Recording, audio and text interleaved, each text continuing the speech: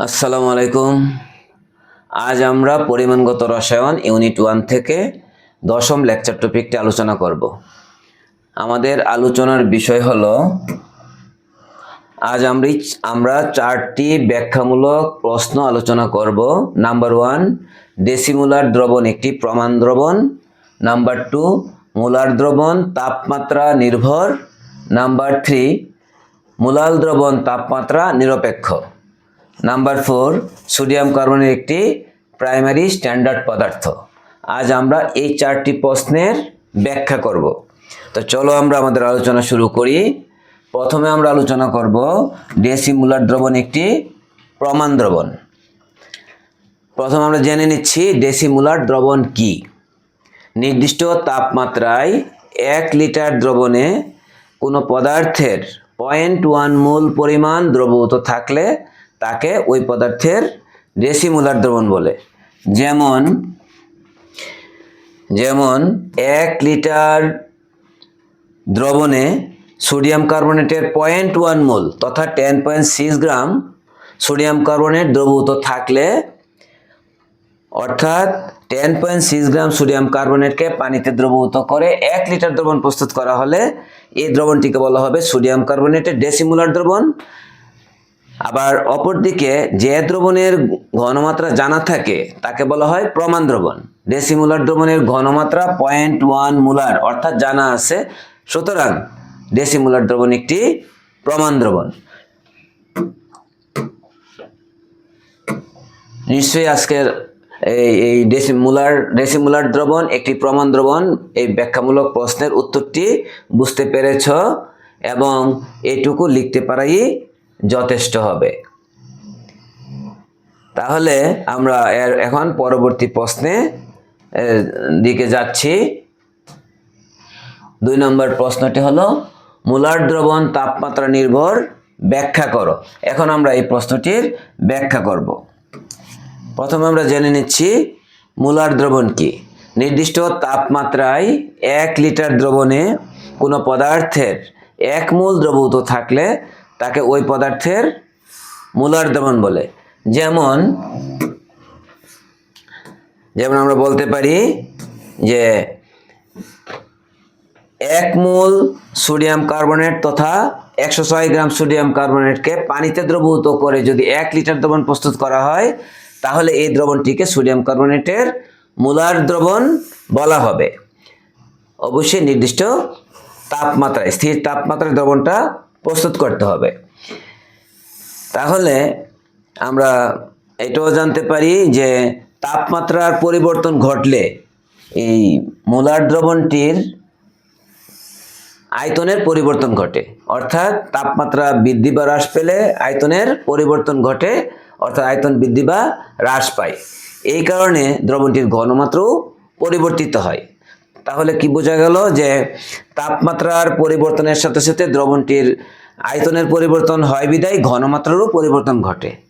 তাহলে মোলার দ্রবণটি অবশ্যই তাপমাত্রা নির্ভর, অর্থাৎ তাপমাত্রার উপর নির্ভর করে। আশা করি এই আলোচনাটি বুঝতে পেরেছ। মোলার দ্রবণ তাপমাত্রা নির্ভর, কেন ইহা তাপমাত্রা নির্ভর, এবং এটুকু আমাদের আলোচনার বিষয়বস্তুর মধ্যে এটুকু লিখতে পারাই যথেষ্ট হবে। এখন আমরা তৃতীয় প্রশ্নটি, ব্যাখ্যামূলক প্রশ্নটি আলোচনা করব। মোলাল দ্রবণ তাপমাত্রা নিরপেক্ষ। প্রথমে আমরা জেনে নিচ্ছি মোলাল দ্রবণ কি। 1000 গ্রাম দ্রাবকে কোনো পদার্থের 1 মোল দ্রবীভূত থাকলে তাকে ওই পদার্থের মোলাল দ্রবণ বলে। অর্থাৎ এখানে আমরা 1000 গ্রাম দ্রাবক প্রথমে মেপে নিব। 1000 গ্রাম দ্রাবক তথা পানি নিয়ে তার মধ্যে 1 মোল সোডিয়াম কার্বনেটকে যদি দ্রবীভূত করি, তাহলে এই দ্রবণটিকে বলা হবে সোডিয়াম কার্বনেটের মোলাল দ্রবণ। এই ক্ষেত্রে তাপমাত্রা বৃদ্ধি বা হ্রাস পেলে যেহেতু দ্রবণে উপস্থিত দ্রব কিংবা দ্রাবকের ভরের কোনো পরিবর্তন হয় না, সেই কারণে দ্রবণটির ঘনমাত্রারও পরিবর্তন ঘটে না। তাহলে মোলাল দ্রবণ অবশ্যই তাপমাত্রা নিরপেক্ষ, অর্থাৎ ইহা ভর নির্ভর, তাপমাত্রা নিরপেক্ষ কিংবা ভর নির্ভর। তাহলে আমাদের মূলাল দ্রবণ তাপমাত্রা নিরপেক্ষ এই প্রশ্নের উত্তরটি নিশ্চয়ই বুঝতে পেরেছ এবং এটুকু লিখতে পারাই যথেষ্ট হবে। মূলাল দ্রবণ তাপমাত্রা নিরপেক্ষ।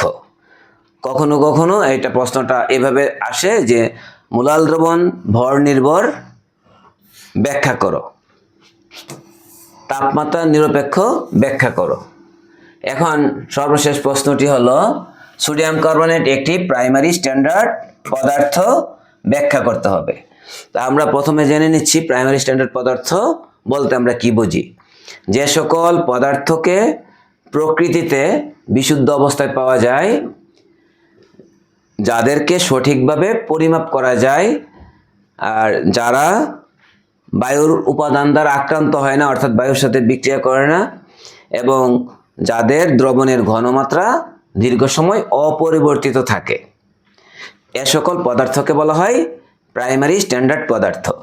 তাহলে আমরা বলবো যে সোডিয়াম কার্বনেট একটি প্রাইমারি স্ট্যান্ডার্ড পদার্থ, কারণ নাম্বার 1 ইহাকে প্রকৃতিতে বিশুদ্ধ অবস্থায় পাওয়া যায়, নাম্বার 2 ইহাকে সঠিকভাবে পরিমাপ করা যায়, নাম্বার 3 ইহা বায়ুর উপাদানগুলো দ্বারা আক্রান্ত হয় না তথা বায়ুর উপাদানগুলোর সাথে বিক্রিয়া করে না, নাম্বার 4 দ্রবণের ঘনমাত্রা দীর্ঘদিন অপরিবর্তিত থাকে, অর্থাৎ প্রাইমারি স্ট্যান্ডার্ড পদার্থের দ্রবণ প্রস্তুত করা হলে দ্রবণটির ঘনমাত্রা স্থির থাকে বা অপরিবর্তিত থাকে।